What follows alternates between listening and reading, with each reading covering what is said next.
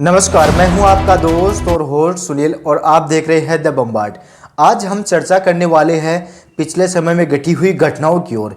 तो आपको लेकर चलते हैं देश राज्य की बड़ी ताज़ा खबरों की ओर। लोकसभा इलेक्शन 2024 पीएम मोदी बोले, भगवान ने मुझे किसी उद्देश्य के लिए भेजा है, मुझसे सारे काम वही करवाते हैं। वहीं एक और बड़ी खबर, पीएम मोदी ने कहा कि सीएम नीतीश कुमार के नेतृत्व में एनडीए सरकार बिहार को पटरी पर ले आई। आने वाले 5 साल में हमें और भी विकास कार्य करने हैं। आने वाले 5 साल भारतीय रेल के आधुनिकीकरण के स्वर्णिम साल होने वाले हैं। वहीं एक और बड़ी अगली खबर, बिहार के शहजादे अब जमानत अमानत का काम देखेंगे। बक्सर में पीएम बोले, कांग्रेस के शहजादे ने छुट्टियां की तैयारियां शुरू कर दी है। अगली खबर, पीएम मोदी बोले, ईडी गठबंधन वालों को रातों रात मुसलमानों को ओबीसी घोषित कर दिया। यह लोग पूरे देश में धर्म के आधार पर आरक्षण देना चाहते हैं। मैं एससी एसटी और ओबीसी परिवार को गारंटी देता हूं, जब तक मोदी जिंदा है तब तक एससी एसटी और ओबीसी परिवार को हक छीनने नहीं दूंगा। वहीं एक और बड़ी अगली खबर, केंद्रीय गृह मंत्री अमित शाह ने कहा, विकास करना कांग्रेस का काम नहीं, विकास करना भाजपा की आदत है। कांग्रेस के नेता हमें डराते हैं कि पाक की बार मत करिए, पाकिस्तान के पास एटम बम है।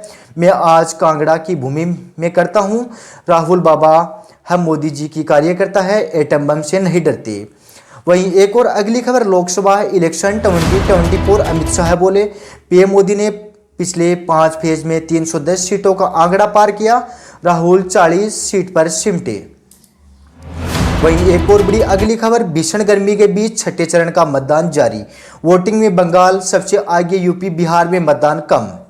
वहीं एक और अगली खबर, सीईएस राजीव कुमार ने वोटिंग बोले, संदेह का माहौल बनाया जा रहा है, गुमराह करने वाले की चाल में लाएंगे सामने। दिल्ली में मतदान करने पहुंचा गांधी परिवार, मां सोनिया के साथ सेल्फी लेते नजर आए राहुल, प्रियंका ने डाला वोट।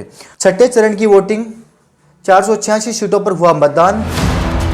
प्रशांत किशोर ने भविष्यवाणी की, बीजेपी के लिए अपने दम पर 370 सीटें हासिल करना असंभव होगा और निश्चित रूप से एनडीए 400 पार हासिल नहीं कर सकेगी, जैसा कि प्रधानमंत्री और उनके कई नेता दावा कर रहे हैं। दूसरी ओर योगेंद्र यादव ने भविष्यवाणी की, बीजेपी अगले 240-260 से अधिक सीटें को पार नहीं कर पाएगी और आंकड़ा 300 पार करना असंभव होगा। वहीं एक और अगली खबर, पाकिस्तान के पूर्व मंत्री अरविंद केजरीवाल की फोटो पोस्ट की, वोटिंग पर कहा, नफरत की हार होगी, दिल्ली सीएम का जवाब, अपना देश संभालिए। वहीं एक और बड़ी अगली खबर, रास्ता पूछो तो गूगल मैप ने दिया धोखा, नदी में जा गिरी महंगी यूएसवी कार, अनजान और सुनसान रास्तों पर गूगल काफी मददगार साबित होता है।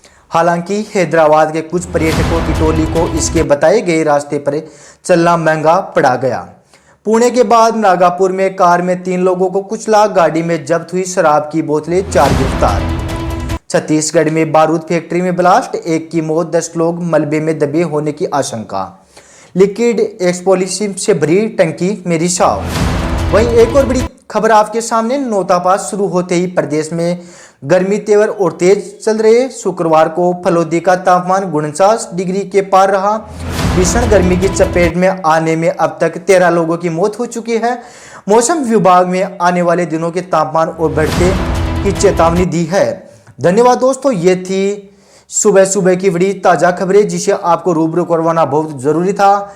मिलेंगे अन्य वीडियो के साथ, आप जुड़े रहिए द बम्बार्ड के साथ। मैं हूँ आपका दोस्त और होस्ट सुनील। धन्यवाद।